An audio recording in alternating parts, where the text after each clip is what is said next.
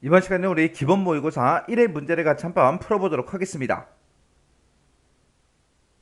문제 3번이요. 문제 3번 보니까 이제 분석 작업하고 총 배점이 이제 20점이 되어 있죠. 주어진 시트에서 다음 작업을 이제 수행하고 저장하시오. 그렇게 이제 문제가 나왔어요. 자, 지금 여기 보게 되면 이제 1번 문제, 2번 문제, 3번 문제하고 세 문제가 나왔죠. 우리 1번 문제가 이제 부분합을 이제 작성하는 그 문제가 나왔고요. 2번 문제가 이제 피벗 테이블을 만드는 그 문제가 나왔고, 3번 문제가 이제 통합하고 그 문제가 이제 나왔습니다. 자, 요 세 문제를 우리 엑셀을 통해서 같이 한번 문제 풀어보자고요. 1번 문제요. 1번 문제 보니까 이제 분석 작업 1번 시트에서 다음 지상을 처리하시오. 그렇게 나왔습니다. 지금 여기 보게 되면 이제 분석 작업 1번 시트에 보니까 식품 단속 일지하고 이렇게 이제 데이터가 쭉쭉쭉 이제 들어있죠. 엄청나게 많은 데이터가 이렇게 이제 들어있는데 이 데이터를 가지고 이제 문제 풀어라. 그거예요. 자, 지금 문제를 보니까 이제 부분합 요 기능을 이제 이용하래요. 부분합 기능을 이용해서 식품 단속 일지라는 이 표에서 그림과 같이 검사 지역별로 유통기한 위반과 가격 표시 위반 이 두 가지에 우리 합계하고 평균을 이제 계산해라. 그렇게 나왔습니다. 지금 여기 보니까 이제 유통기한 위반이라는 게 있고 그리고 가격 표시 위반이라는 게 지금 이곳에 있죠. 여기다가 이제 합계하고 평균을 이제 구하라고 그렇게 이제 나왔습니다.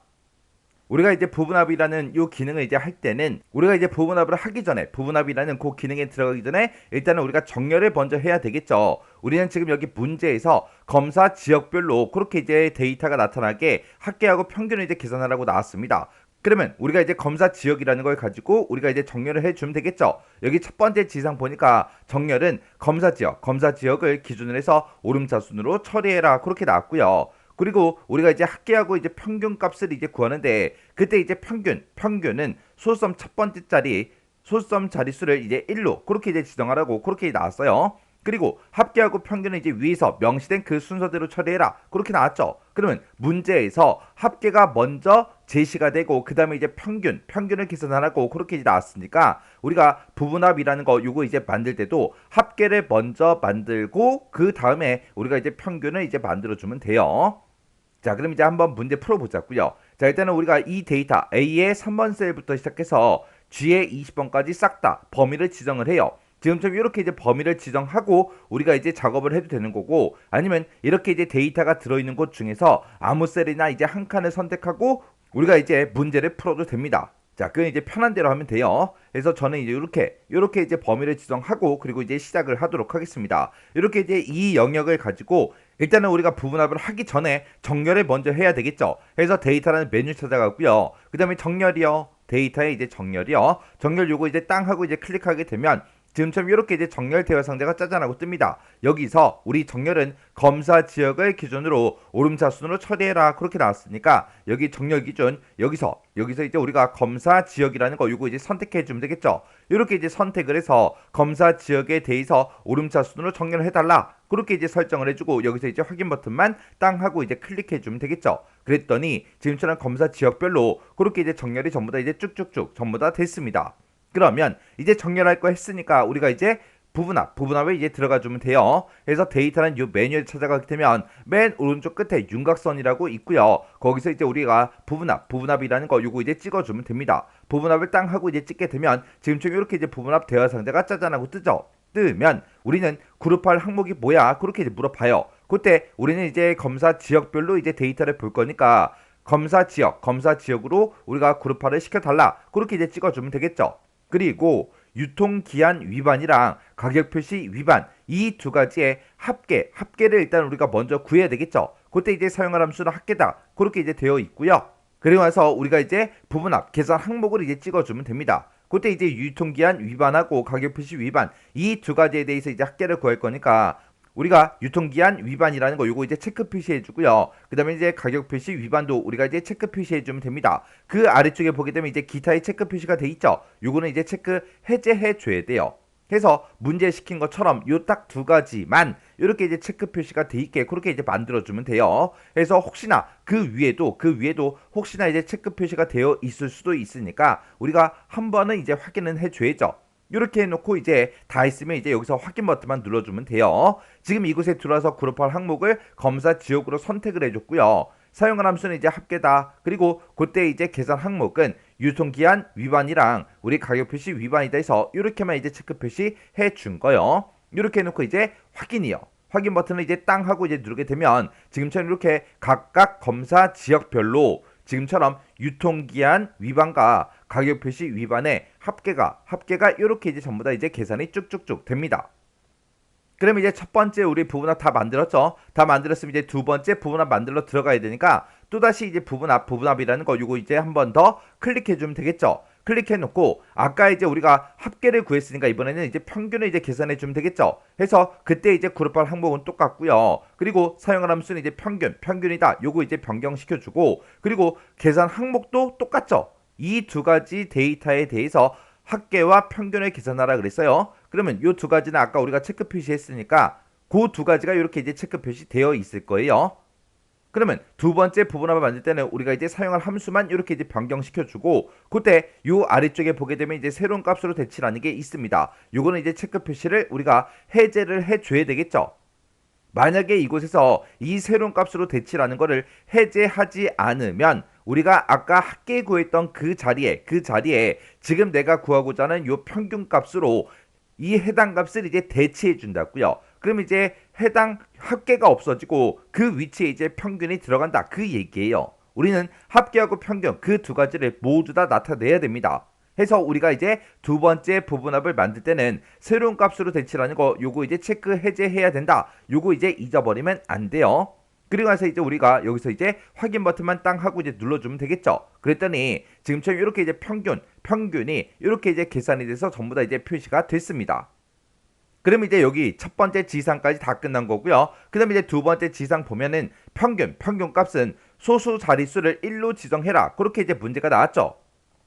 그러면 우리가 지금처럼 이렇게 이제 부분합을 작성했을 때 평균 값이 지금 여기도 있고 여기도 있죠. 그리고 여기도 있고요. 그리고 여기도 있습니다. 그리고 그 아래쪽에 쭉쭉쭉 내려가게 되면 이제 평균 값이 여기도 있고 여기도 있고 여기도 있고 여기도 있고 여기도 있고 여기도 있습니다. 이 모든 평균 값에 대해서 우리가 이제 소수 자릿수를 이제 1로 그렇게 이제 만들어 줘야 돼요. 그래서 여기서 이제 첫 번째 우리 평균 값이 나와 있는 거 뒤에 7번 셀 찍어주고 컨트롤 키를 누른 상태에서 우리가 F에 7번 찍어주면 되겠죠. 그리고 D에 13번 그리고 F에 13번 찍어주고요. 그리고 나서 이제 그 밑에 내려가서 우리가 컨트롤 키를 계속 누른 상태로 우리가 평균 값이 들어있는 이 모든 셀들을 싹 다 이제 이렇게 이제 선택을 해주면 됩니다. 이렇게 이제 선택한 상태에서 우리 소수 자릿수를 이제 조정을 해야 되는데 그때 이제 우리가 홈이라는 요 메뉴에 찾아가게 되면 소수 자릿수를 이제 늘린다 줄인다 해서 요 아이콘들이 있어요. 얘네들을 이용해서 우리가 이제 소수 자릿수를 1로 그렇게 이제 만들어주면 돼요. 그래서 요거 이제 아이콘 자릿수 이제 줄이는 거 요 아이콘을 땅땅땅땅 이제 클릭을 해서 소수점 첫 번째 자리까지만 지금처럼 이렇게 이제 표시가 되게 이렇게 이제 우리가 만들어주면 됩니다. 그럼 이제 요 지상도 끝났고요. 그 다음에 마지막 지상은 아까 해줬죠. 그럼 이제 우리가 부분합 문제 다 풀었어요.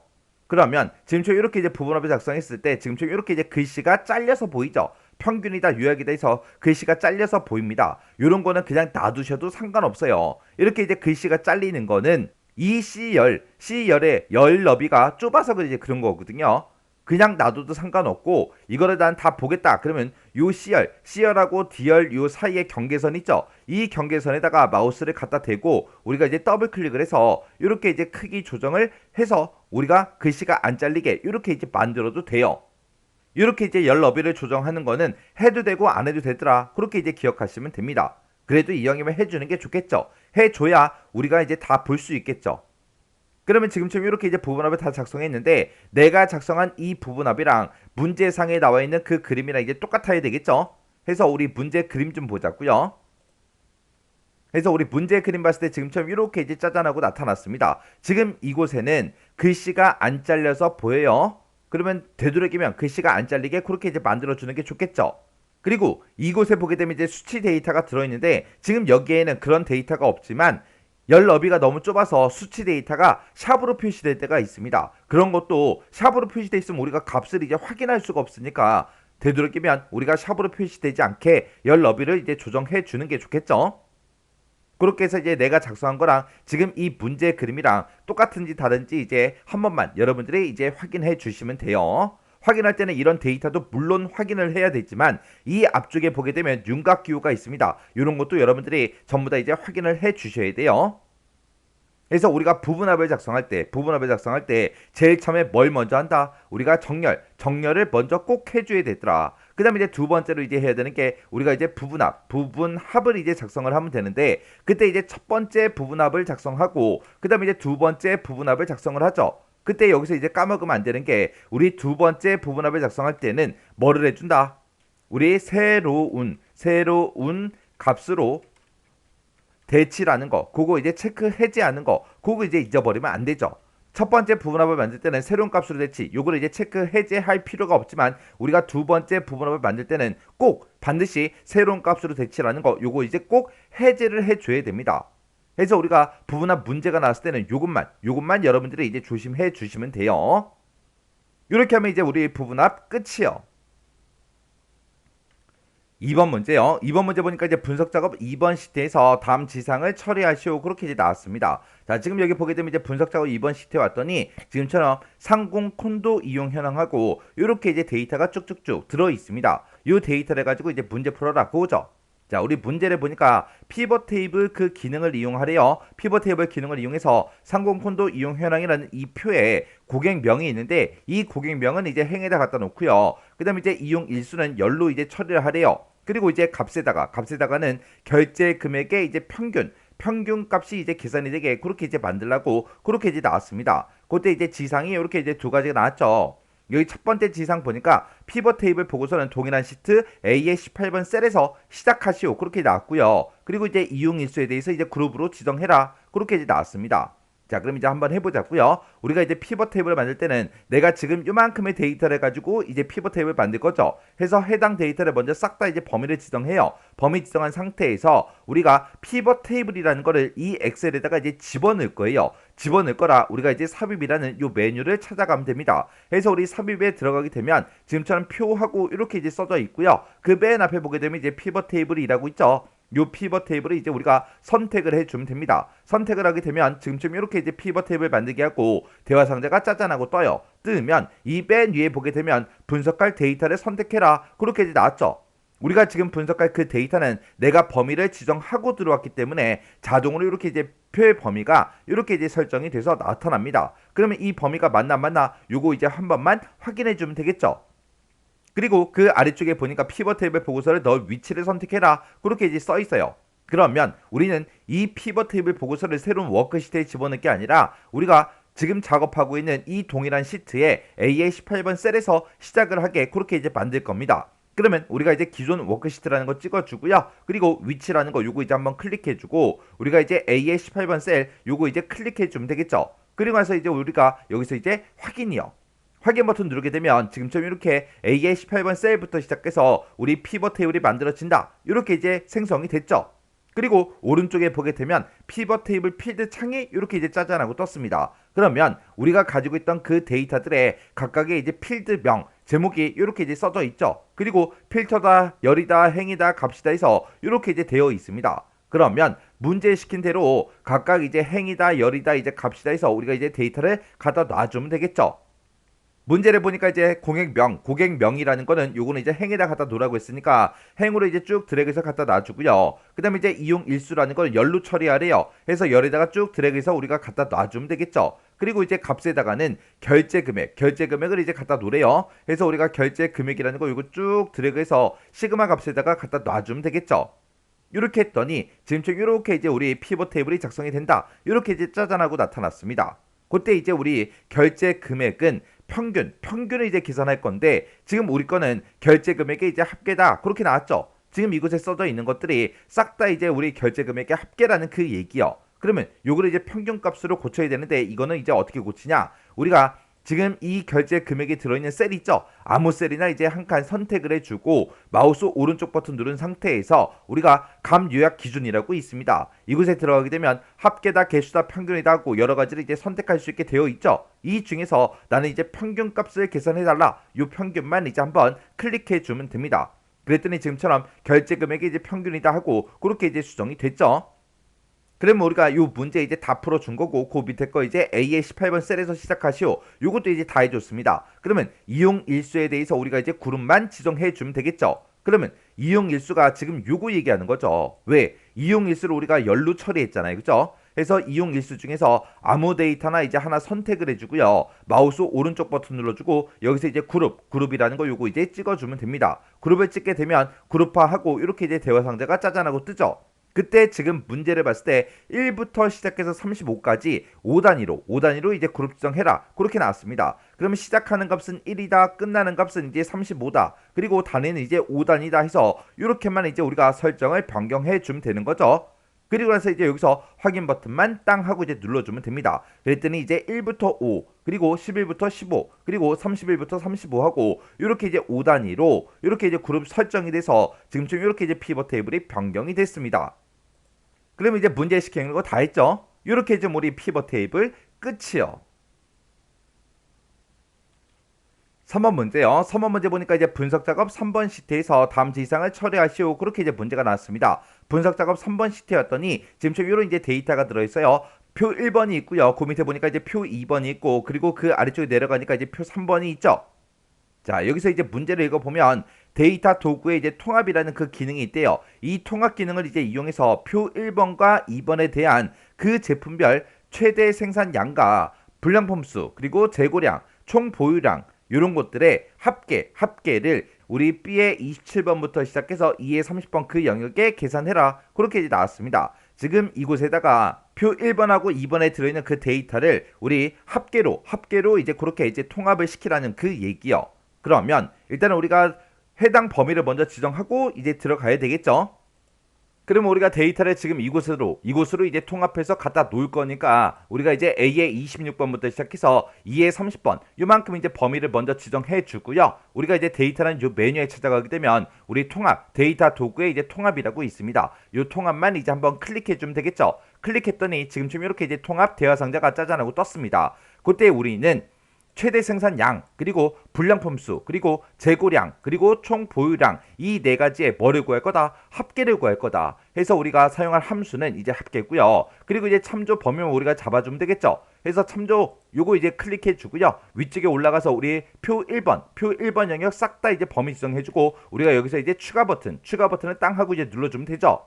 그랬더니 표 1번 영역이 이렇게 이제 추가가 됐습니다. 그 다음에 이제 우리가 표 2번도 이제 추가를 시켜줘야 되겠죠. 그래서 표 2번도 영역 지정을 이만큼 이제 해주면 되겠죠. 이만큼 이제 범위 지정해주고 또 추가요. 추가 버튼 눌러서 표 1번과 표 2번의 영역을 싹 다 이제 추가시켜주면 됩니다. 그때 우리는 통합할 그 데이터의 첫 행과 이제 왼쪽 열을 이제 쓸 거니까 여기서 이제 사용할 레이블을 첫 행이다, 왼쪽 열이다 해서 요거 이제 둘 다 체크 표시해 주면 되죠. 그리고 문제에서 뭐 원본 데이터에 연결해라 그런 말이 없으니까 그냥 얘는 그냥 놔두면 돼요. 그러면 지금처럼 이렇게만 이제 우리가 설정을 해주면 됩니다. 해서 함수는 이제 합계다. 요거 이제 설정해줬고 표 1번하고 2번의 영역을 우리가 지금처럼 이렇게 이제 추가시켜주고 그때 이제 통합할 그 데이터의 첫 행과 왼쪽 열을 이제 우리가 사용할 거라 사용할 레이블을 첫 행이다 왼쪽 열이다 해서 이 두 가지를 이제 체크 표시해 준 거예요. 이렇게 해놓고 이제 여기서 우리가 확인 버튼만 땅 하고 이제 눌러주면 이제 끝나겠죠. 확인 버튼 눌렀더니 표 3번에 지금처럼 이렇게 이제 우리 표 1번 데이터와 표 2번 데이터가 싹 다 이제 우리 통합이 됐습니다. 자, 지금처럼 이렇게 하게 되면 이제 우리 통합 끝이요.